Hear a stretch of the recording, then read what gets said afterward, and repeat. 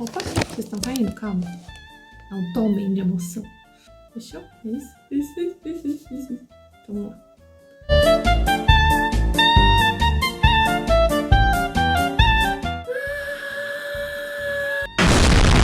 Então, galera, hoje a gente tá aqui para falar sobre arte indígena. Como o próprio nome diz, arte indígena, eu tô me referindo a uma arte que é produzida principalmente pelas tribos, né? Ou unicamente pelas tribos indígenas. A arte indígena, ela tem uma característica um pouco diferente dos outros modelos de arte. Como assim? Vocês estão tortos? Eu tô nervosa. Calma, vocês estão tortos.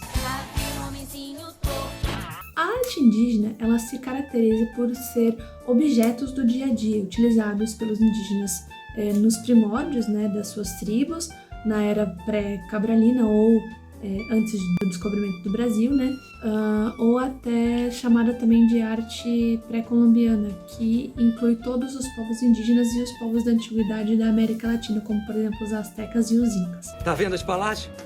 Todo mundo aí dentro só faz o que eu mando. Dá uma sacada.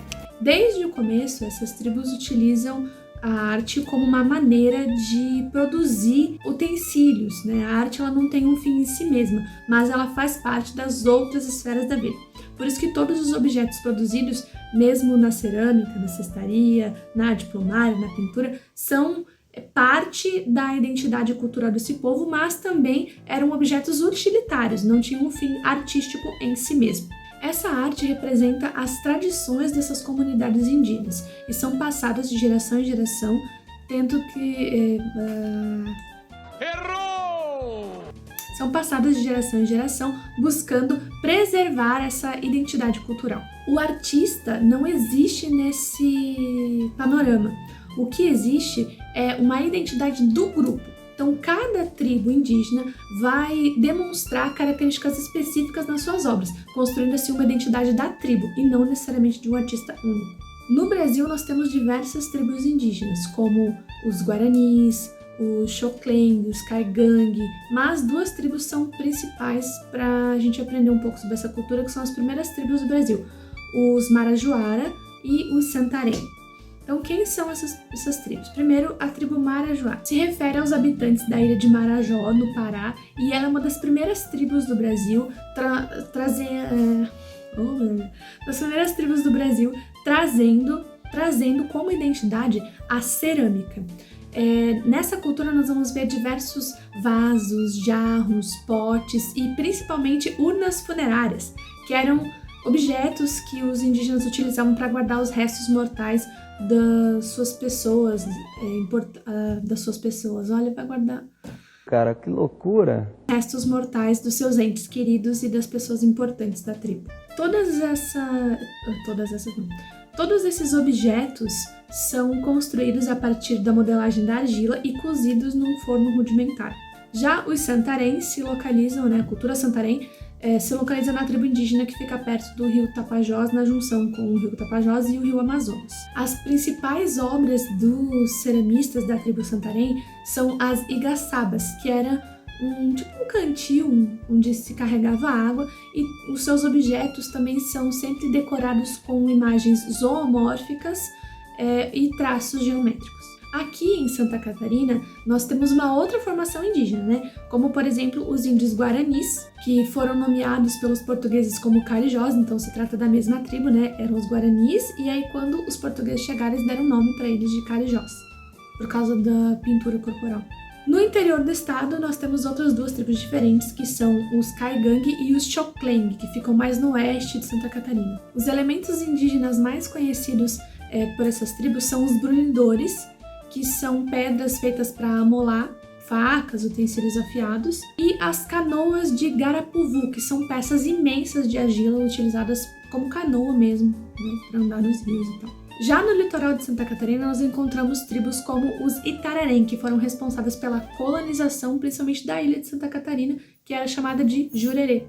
Tá aí o nome da praia, ó, Jurerê Mirim. Além das atividades em cerâmica, a arte indígena também ficou conhecida pela sua atividade em trançado, que são as tramas de cesto, onde eles utilizam diversos materiais para tramar, né, fazer um tear com esses materiais, principalmente com as fibras, para produzir a cestaria. Muitas matérias-primas são utilizadas na produção dessa cestaria, como filete de madeira, a cortiça, o capim, a fibra, o couro, a palha, tudo isso podia ser utilizado em conjunto com outras coisas como conchas, por exemplo, para formar a cestaria indígena. Além disso, nós temos mais 2 tipos de arte indígena. A arte plumária, que o nome já está explicando, né? Plumária vem de pluma. Ah, agora eu entendi! E a arte plumária ela era conhecida principalmente porque era um símbolo de autoridade, beleza e autoridade na tribo. Então, conforme aí o seu grau de hierarquia na tribo, a sua arte plumária era diferente. Nós conhecemos esses objetos como cocares, braceletes, diademas, colares, que são produzidos a partir das penas. Outra coisa que aparece bastante é a pintura corporal. A pintura corporal ela fazia parte dos rituais religiosos, né? O que passa na cabeça dela? De nada. De nada! Não, eu não tava... Era sempre utilizada antes das guerras, dos confrontos ou em momentos específicos, como os ritos de passagem. A pintura corporal faz parte dessa identidade religiosa dos indígenas e nessa hora eles utilizavam diversos grafismos que também aparecem em outras formas de arte, como a cestaria e a cerâmica, para representar nos seus corpos coisas que eles achavam importantes.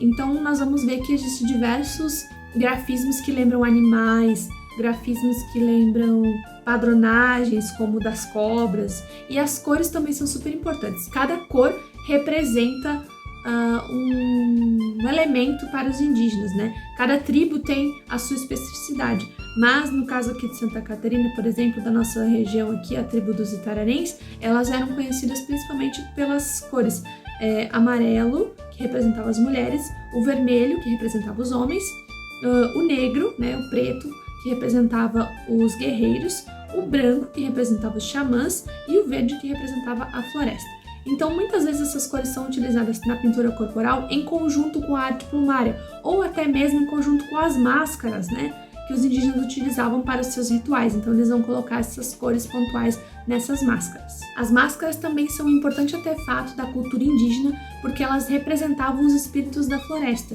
E quando o xamã vestia aquela máscara, ele se tornava aquele espírito. Então, para os indígenas, essa máscara ela tem um toque religioso, um fundo mais de crença do que de estética. No nosso trabalho hoje, a gente vai fazer o seguinte: nós vamos construir um grafismo indígena. Para a gente ter uma base para esse grafismo, né, os grafismos indígenas nós encontramos em diversos lugares, tanto na pintura, como eu falei, ou na cestaria. Hoje em dia nós podemos ver que esses grafismos indígenas são uma influência bem forte nas estampas, nas padronagens, por exemplo, que aparecem por aí.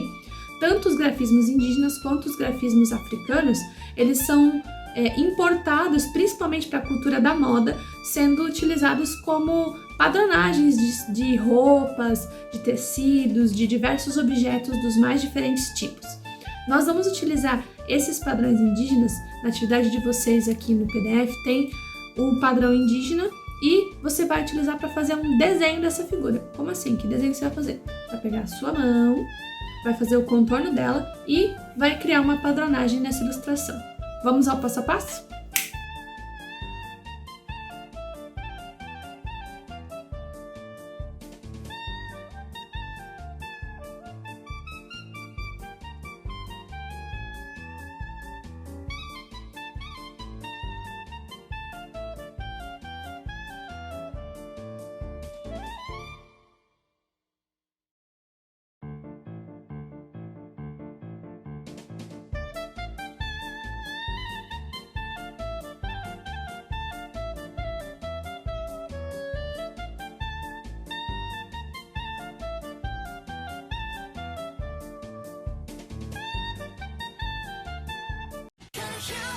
この番組はご覧のスポンサーの提供でお送りします。